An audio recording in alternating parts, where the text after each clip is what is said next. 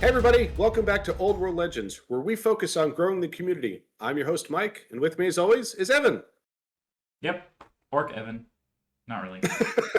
Well, definitely multiple types of Evan. The types of Evans never end. That being said, we're continuing on our series talking about the different factions in video to video, where we're going through the 1.5 FAQ updates now that we've seen them on the table for a couple events, seen a whole bunch of players playing them out there, playing them ourselves, getting our hand on them. So let's talk about today Orcs and Goblins. One of my favorite armies, one of them I've gotten into recently, working on paying up a new list with this. So much fun to play. If you recall, we rated them one of the most fun armies to play on our What's the Most Fun Army in Old World list. But today we're going to talk about how did 1.5 affect them.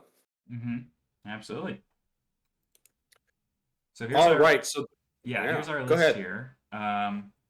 Just we're gonna go through some specific stuff that I think has changed and has maybe gotten better. Generally, what 1.5 did is it made that all of the stuff that was kind of very narrative focused and not competitive just make it suck way less and be way more like interesting. Oh yeah, I guess I'll play that. That seems fun. And then Mm-hmm. also brought down those kind of broken interactions a lot to make them not work as well. The one that still functions is the Black Orc Motley Crew rule, just being abusable as hell, is still there. But otherwise, I mean, there's a lot of the Doom Divers, and what do you call them, fanatics and stuff have been FAQ'd in the past. So a lot of those broken interactions have been brought into shape, right? Yeah, for sure. And there's definitely a lot of stuff that is working fairly well. So we're really focusing on not necessarily everything in the army, but what are the things that we see the biggest impact or that players should be taking a second look at or re-going back through their book. Of course, first and foremost, I would encourage everybody to go back through for every single faction, your magic items, go back through the special abilities, what does the army do, and reevaluate some things that perhaps before you weren't considering, but now with the new combos, now with the stronger infantry in the game, maybe you should take a second look at them. So starting from the top, this is actually one of the downgrades, if you will, or one of the things that many of the Orc and Goblin lists were taking before that is no longer as effective as it was. So the very common thing, of course, was to take Night Goblins because Night Goblins are great with their fanatics.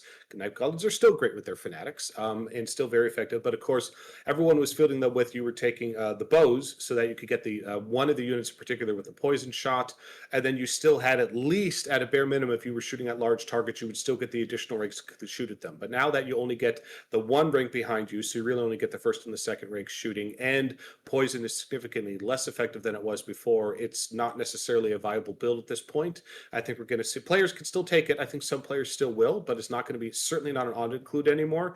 And I think a lot of players are not going to question if they should take it at all. Versus there have been multiple games where a goblin that yes he doesn't have he just has a shield, right, base points. If you're not taking the bows, but with a shield plus a parry, suddenly a goblin for still the same 3 points. It didn't cost you any more points. Suddenly has a 5-up save in combat. Now, is he going to survive a charge from Chaos Knights or anything like that? No, but typically Chaos Knights won't be charging these goblins because they'll be having fanatics inside of them. So typically, the opponent's going to want to soften up or take out the Night Goblins with something else, something that's softer, something that's more less cost. There's less risk if this unit dies on the way going through the fanatics and such, and it's not necessarily the heaviest hitting unit. So suddenly that 5-up save, I've certainly been having in some of my games, the goblins survive or being able to stand a round of combat once or twice. You'd be surprised just making a couple of those saves and suddenly you're not losing by 6, 7. You're only losing by 3 or 4. Makes a big difference. Yeah, definitely. Yeah. Yeah, so that's something players definitely should be looking at considering. Should you take them with the bows at all, or should you just go back to the shields? I am not encouraging people to take spears or anything else like that. They're still goblins. They're still not going to kill a lot. That being said, it is fun. And sometimes when you get to like, hey, my goblins get to go back. I get to swing with 10 dice. They're still goblins, but you have a lot greater chance, double the chance you're going to do something with 10 dice versus 5 when they're swinging back. And they definitely have been able to, sneak in a wound here or there, which is exciting because with 5 dice, the odds are just so low. So yeah, really, really interesting. Night Goblins are still great. Still going to see them in every list. I'm not convinced that fielding them in bricks of 30 is the right answer. I think you should definitely consider the bricks of 20 and just you only get 2 fanatics then. So we'll see how this plays out. And as Evan mentioned, fanatics have already been FAQ'd many, many, many times, so they already have a lot of the mechanical issues that occurred with fanatics have been addressed by this point. Now, a new one though, similar on the same note, we know infantry are a lot better, and also Impetuous is a lot less punishing than it was before. And so Mhm. there are some different units, both infantry being better and impetuous, that should be reevaluated by the orc players, in particular orc boys. So orc boys basically never saw them on the table unless somebody just had some old models and they just wanted to put them on the table for, nostalgia's sake. But the orc boys are really, really cost effective for a toughness 4 model, with a pretty decent stat line, for what is it, 5 points? I think for a base orc, At the it's start, a yeah. pretty good bargain, for 5 points, and it's definitely something players should look at again. Now you can fill them in the big bricks if you want. Again, good board control, good for capturing objectives. They are way more durable and likely to stay around the night goblins. But also you can consider putting some bows on some smaller 10-man units, and such. Again, it's not that the 10-man units of bows, they have 24-inch range, or necessarily they're not going to really hurt that dragon or take out those chaos knights. It's not a thing. But now that so much of the game, certainly at events and competitive play, are with objective-based scenarios, right? With people running around with those 5-man fast cav units, with those very small skirmish units who are trying to tag objectives, destroy baggage trains, right? You don't need to wipe them out with your 10 orc bows. If you get one wound through and take that, 5-man fast cav unit, that was enough unit strength to contest something or to hold an objective down by one model, just one, suddenly he doesn't have enough unit strength, right? Because it will drop him down from 10 to 8. So again, even big bricks of orc boys, very, very cost effective. Even at Right. scattering of orc boys with bows is something to consider. Yeah, and they're also just super versatile in many other ways. Here's some more ideas. First of all, you can have big guns if you want. Big guns gives you the strength 4 in all your attacks, charging or not, right? That's cool.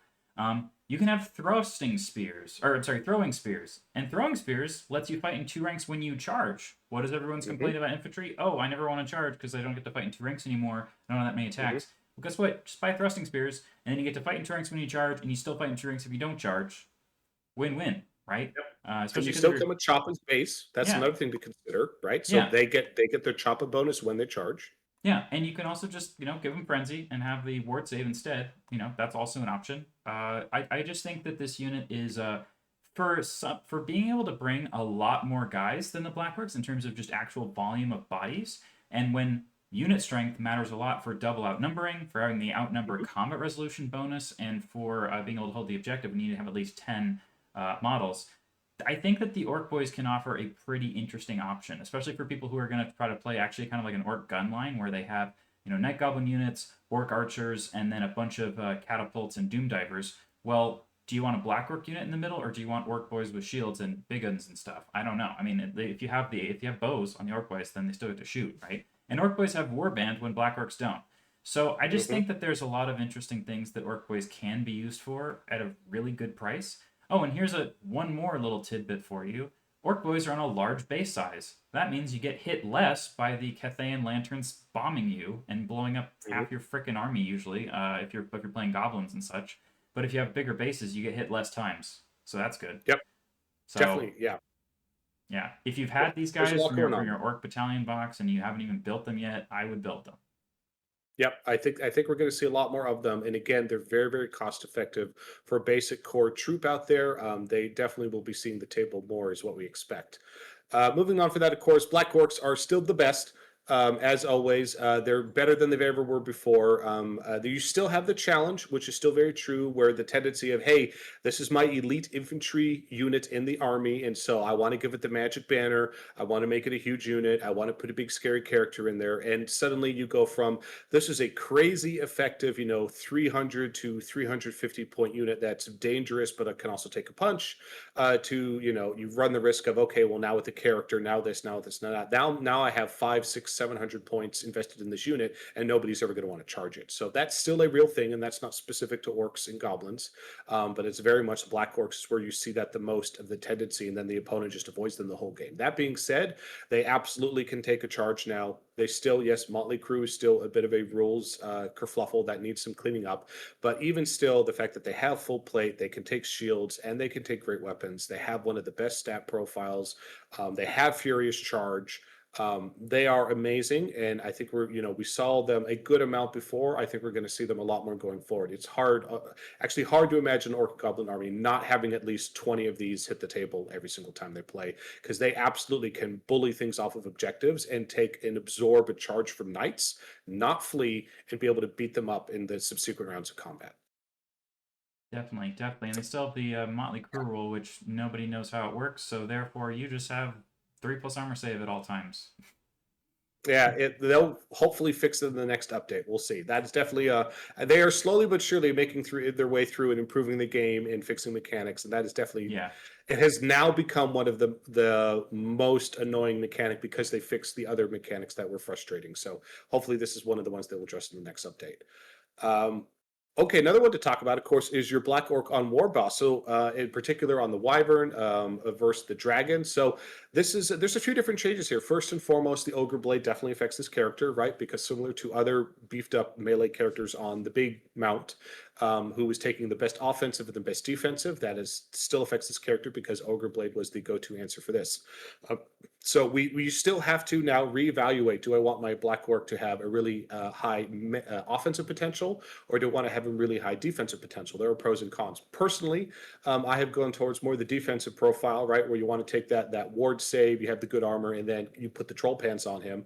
And just a Black Orc with a great weapon is still really, really good. And I think the biggest difference now is before everyone was really focused on I have to kill the other opponent's big elite unit or a big other scary character in the first 1 or 2 rounds of combat, it's going to be over. But definitely what I've been seeing of a lot of the games is that combats are going more often than not more than just 1 round or 2 rounds. I've seen multiple units struggle back and forth over, in particular, characters duking it out over 3 or 4 rounds, or perhaps more, which is really exciting and something, quite frankly, we really want to see. So it is definitely a different dynamic. It's something to consider, how you were going to be building your character, and also it's now that there's not that Chaos Lord on the other side who just had better everything because he just had way more points into him.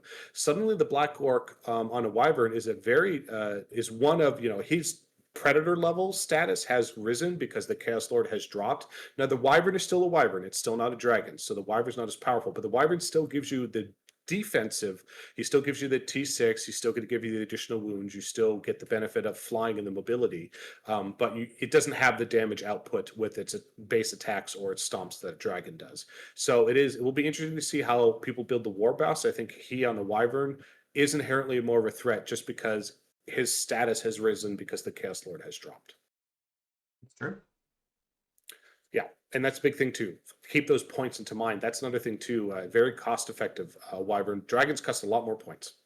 Okay, we talked about Impetuous a bit. We talked about how it affects some of the orcs or orc characters and such, and how now that it's changed to the new rule. Again, if you have that leadership 9 from some of your characters, in particular if your character's on the Wyvern, it gets that 18-inch large target leadership range. Leadership 9 is fairly reliable, not always reliable, but fairly reliable for Impetuous. So suddenly, units that people just would not put on the field of battle, such as Wolf Riders and some other orcs that have Impetuous, I think players need to take a new look at them again, because if you just look at the raw stat profile for a fast cavalry unit, a hit and run tactics, something for utility, Wolf Riders are fantastic at this. They have a phenomenal stat profile. They're incredibly fast. They have all the rules you want from evasive and all those other things, and they still can do the basic shooting, and they're very cost effective, right? It was Impetuous, which is why we never saw them on the table before. And of course, there's the older models for people that love the older models, and there's the great new AOS models for people who want to use the new models. So I think we're going to see a lot more of these going forward, and I think I'm excited to see that because it will open up more tactics that the orcs can do, more of those flank, ambush, maneuver, go around the side, harass things. That other armies like elves have been doing very effectively. The orcs could do it too, but we weren't seeing it because of Impetuous, and I think we're going to start seeing a lot more of that. Yeah, and also Wolf Riders, they can ambush, which you used to not want to do because they would maybe never even show up. But now that you've got either kind of objectives that are near the edge of the table or baggage trains, which are pretty common nowadays, Very common. and you can always just choose to not ambush. Like if you have the rule, you can just choose not to use it. And so there's that. And then they have reserve move. And when you combine those two things, you can show up from ambush, move the 8 inches, and then go, well, here I'm going to move again, go another 8 inches, actually 9 inches each time, right? And now they can get fast. really significantly deep into the table. in a single turn. Yeah, and they also, again, if ambushing because of the new, in particular because of baggage train or the objective play, that's very common now. Again, relook at that one character. So that character from the Arcane Journal actually can improve some of your ambushing. He can be Kicknick. taken in the Grand Army. He doesn't have to be taken in just that one list. What was his name again? I forget his name. Kicknick. Kicknick. There you go. It's an excellent name. So again, I'd encourage people to relook at them, and I think Wolf Riders are going to hit the table a lot more. As always, Doom Divers were always great, and Rock Lobbers were always great. They're very, very cost effective. We just didn't see them as much before because players were typically only taking them to the hope that they could take some wounds off dragons or off of big mounts before. But now that we're going to see more and more larger bricks of infantry, I think we're going to see these more often than we did before. And in particular, now that Cathay is a thing and balloons are absolutely a thing, the Orc players are definitely, good news is they are on a fairly decent sized base. So definitely wanted to take those high strength, anything under the hole, hitting with that strength 8 lobber profile to take out those balloons or to hit those bricks of infantry. I think this is not a must take, but I would encourage people to make sure they take at least a couple of them. Yeah, and the bolt throwers too. If you have lanterns coming at you, I think the bolt throwers are very cost effective for just saying, "Go away, please." Yeah. Yeah, the bolt throwers are very, very cost effective. The challenge is just you have to hit with them. But again, the range is pretty long, and honestly, with the balloons typically starting scouting, and they're typically starting halfway up the table because they want to be in your face as fast as possible. You're going to very quickly, almost turn one, you might be not within long range because they're Yeah. just so close, and they're not going to want to waste their shot shooting at your bolt thrower. They want to use their shot shooting at your units. So again, you have a 50-50 chance. What is it, 45 points or something for it, right? And it's got a pretty good profile, strength 6. Multiple wounds. So anything to just pop those balloons as fast as you can. I think the value of that has gone up significantly. Definitely. Yep. Now this is one, Evan, you brought up earlier when we were talking about it, and most people forget about this because everyone seems to be taking the Night Goblin level 4 Shaman. That was a default before 1.5, but now that he only gets +2 to his cast, his spells are still good, but there's something that the Orc Shaman can do that the Night Goblin can't. Yeah, so I mean, if you have an orc shaman in a unit of orcs that's at least unit strength 10, it has to be entirely orcs. There was a big discussion on our Discord a few months ago about if I join a single goblin character to that unit, does this suddenly stop working? And yeah, it does. This is very racially incentivized here. That you have the whole unit of just orcs, then you get +1 to cast if there's unit strength 10, which is really easy to do. You can either have your shaman be a unit of 5 Boar Boys, or you can just have, again, we were talking about those 10 orcs who are in skirmish with bows, and just join the shaman to them, and now you can just do all your spooky magic voodoo and then still shoot some arrows. I think that's better than ever it was before. And actually just having a +3 versus a +2, everyone, in the past would take a level 3 wizard, not a level 2 wizard, right? So it's the same logic here. Just +1 to cast over everybody else. And it's not just only one cast a turn, it's on like every single spell. So if you have 4 spells, you get +1 across all 4 of them. It's very significant. Absolutely. So, yeah, it's one of those. I think this will open up new things. And again, also look at efficiency too, right? In terms of you could even take the level 1 Orc Shaman and get that +1 to cast suddenly. So you're casting at, as if you were a level 3 or 4. So that's an interesting combo. Or again, taking a level 3 or level 4. It's harder. It is harder for a lot of armies to get +3 to cast now. But the orcs have a way to do it. And again, back towards looking at taking some of those basic orcs, right? 10-man unit, a 15-man unit, putting a shaman in there, give them some bows. That's, it's a pretty good utility unit for very cost effective a number of points. So something to consider. Waaagh magic. So this kind of goes hand in hand with itchy nuisance and magic resistance. It's interesting that the Waaagh magic is, in my opinion, always been a fantastic lore, still a fantastic lore, because orcs are the best, of course. And this very, very powerful spells, but you definitely have a challenge with right, whether you're doing Vindictive Glare, whether you're doing Itchy Nuisance, whether you're doing the debuff, right, Evil Sun, right. It's targeting other units, magic resist. We're seeing more magic resist than we've ever seen before, and I think that's going to continue because magic resist wasn't super viable before the 1.5, but now that wizards only have +1 or +2 to cast normally, all of a sudden magic resist 1 or 2 makes a huge difference on the success rate of going off, and most people just don't want to target those things, and a lot of those really, really effective spells. Again, Itchy Nuisance was basically an auto include. Everybody would just automatically take it and as a signature spell, no matter what. But now it's like, okay, well, and before you'd be like, I'm a Chaos Lord and I have magic resistance to collar, corner, whatever it is, or brass collar, right? You're like, well, great, I have +4 to cast. It doesn't matter. I'm still going to get off anyway. Now that that's not the case, it's like, oh, someone with magic resistance too, it's really hard to target them and get a spell off. So I think this is really going to change. I do not think Itchy Nuisance is an auto include anymore. And I think it's going to make some Orc and Goblin players reevaluate what spells they're taking. Yeah, illusion and elementalism in particular were the favorites because of the value of their hex spells. But if the most important units in the enemy army take magic resistance, so they can't be hexed very easily, then you probably can't rely on actually doing that very often. And every single game that you bring a 300-point wizard to and try to cast that one spell that one time and it doesn't go off, you're going to go, why the heck did I do that? Instead of, okay, I can just bring a magic lore that's focused more on enchantment spells and try to make my own guys better and have never have any magic resistance to deal with when I do that. I only have to just roll the number on the dice. I can plan ahead for how hard this is going to be to get off.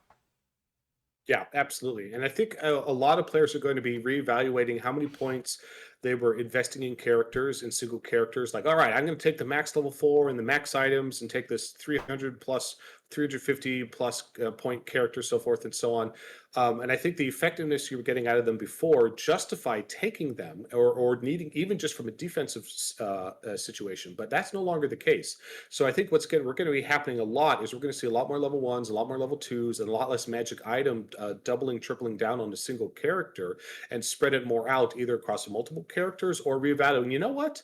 This wizard really earned his points back. Would I have been better off taking those points and putting 15 more Orc Boys on the table, right? Or maybe taking out some Boar Boys or adding some other unit to my army. And I think players are going to restart evaluating. I think that's very true with what Orc and Goblin players are doing. Because the units are so cost effective, you really have to ask yourself, did this character, all the upgrades I spent in him, were those points justified? Did they come out on the other side? Or would I have been better served with another, Rock Lobber or with another unit of Orc Boys or something else? Definitely. Cool. Evan, any other thoughts on Orcs and Goblins, or should we wrap this one up? I think the one thing you haven't mentioned so far is that both of the armies in me are also just better and more interesting to play now. Yes. So Troll Horde has actually been doing pretty well in the tournament scene. There's very little data on it, but the win rate is good. I think that's probably just because playing like regular boring orcs and chariots and backed up by trolls is actually pretty decent now. Oh yeah. And then the other one, Nomadic Waaagh. Orc Boys are still very, very good, and then you just have a lot of different mobility options where the Impetuous is less of a problem now. So it's like whether you're bringing more infantry or you're bringing more something like a Nomadic Waaagh, you still have benefits from these 1.51 updates, and then it makes you less eager to say, I'll just play Black Orcs and Night Goblins again, right? Yep. There's definitely a lot more options, and I think that's one of the coolest thing about the Orcs and Goblin. They have, I believe, the largest roster of any single faction of number of units. So I think they have the most. There are tons of combos that we're not even talking about today that I'm confident exist with the 1.5 updates that are going to be out there that players just would never consider before, as Evan was pointing out, and we're going to start seeing them. So I'm excited to see what those combos we haven't thought of yet and what players come up with. So definitely let us know if there's anything else you think was a big impact to Orcs and Goblins in the comments. Jump on our Discord, join us, tell in to discuss with the community. We'd love to get more people in there. And then Evan, any last thoughts, sir? Yeah, so our Discord links in the description, and if you liked the video, you watched this far, you could give us a like and subscribe as well. And also, I'm gonna try not to remember this. Remember this time. It's just gotta stay legendary, even if you are an orc player. Who I hate. Oh, you love it. We love it. All right, we'll see you all next time for the next video in the series.